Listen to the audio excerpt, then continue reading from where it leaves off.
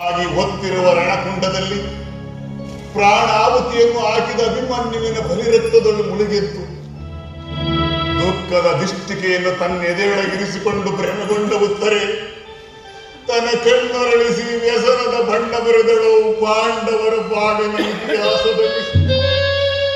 ಕುರುಕ್ಷೇತ್ರ ಕಾಳಗವನ್ನು ಕಟ್ಟಿದಬೇಕೆ ಕೇವಲ ನಮ್ಮ ಪ್ರತಿಜ್ಞೆಗಳು. ಆರ್ಯಪುತ್ರ, ಕೌರವರ 9 ಖಡ್ಗಗಳ ಝೇಂಕಾರ, ಧನಸ್ಸುಗಳ ಠೇಂಕಾರ, ಮೀರಿದವು ಮಾನವೀಯತೆಯ ಮಮಕಾರ. ಇದಕ್ಕೆ ಪಾಂಡವರು ಕೊಟ್ಟ ಪ್ರತ್ಯುಪಕಾರದ ಚಿತ್ರವೇ ಕುರುಕ್ಷೇತ್ರ. ಮಣ್ಣಿನ ಮಡಿಲ ಮಕ್ಕಳ ಮಮಕಾರ, ಬ್ರಹ್ಮಾಂಡ ಭಾಂಡದಲ್ಲಿ ತುಂಬಲು ಆಹಾಕಾರ. ಆಗ ಓಂಕಾರದಿಂದ ಚುಮ್ಮಿ ಬಂದ ದೈವಶಕ್ತಿಯು ಬಲಗೊಂಡು ಬಲ್ಲಿದರು ಅಮಂಗಳ ಅಳಿಸಲಿಕ್ಕೆ ಮಾಡಿದ ಪ್ರತಿಜ್ಞೆಗಳ ಪರಿಣಾಮವಾಗಿ ವಿಪ್ಲವವು ರಕ್ತದ ಹನಿ ಹರಿದು ಬಂದದಕ್ಕೆ ಅವರ ದೋಷಗಳ ವಿಶ್ವದ ದಿವ್ಯ ದೃಷ್ಟಿಯಲ್ಲಿ. ಆದರೆ ಏನಾಯಿತು ದೃಪದಜೆ?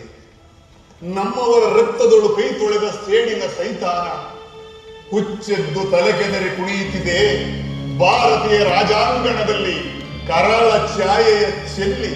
ಧರ್ಮದ ಕಡಲ ತಡಿಯಿಂದ ಕಾಲಕೂಟ ಹುಟ್ಟಿದಂತಿದೆ ಎಂದು ನಿಮಗಿಂದು ತೋರುತ್ತಿದೆ.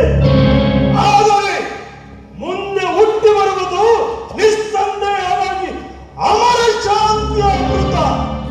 ವಿಷಯದಲ್ಲಿ ಅಮೃತವಚ್ಚಿಸಿ ಕಾದಿರಬೇಕೇ ಕಣ್ಣೀರು ತುಂಬಿ ಭೀಮ. ಏನಿತು ನರರ ಮಸ್ತಕಗಳೆಲ್ಲ ನೆತ್ತರದೊಳು ಮುಳುಗಿ ಮಾಯವಾಗಿದ್ದವು. ನಿಲ್ಲಿಸಲಾರಿದ ನರಮೇಧೆಯನ್ನು ಕಡಿದ ಕಡೆಯದಾಗಿ ಸತ್ತವರಿಗಾಗಿ ಹತ್ತು ಹತ್ತು ಬಾಡಿ ಬಚ್ಚಿದ ಮುಖಗಳನ್ನು ನೋಡಿಯಾದರೂ ತಡೆಯಲಾರಿರಾಯಿ ನಿಮ್ಮ ಕೊಲೆಯ ಕೈಯ. ಇದೀಗ ಭೂತದ್ದೆಯ ಭೂತದ ಮಾರಿ ಬೇಡರಿಗೆ ನಿನ್ನ ಮಸ್ತಕದ ಕಾಲೋಪದೇಶ.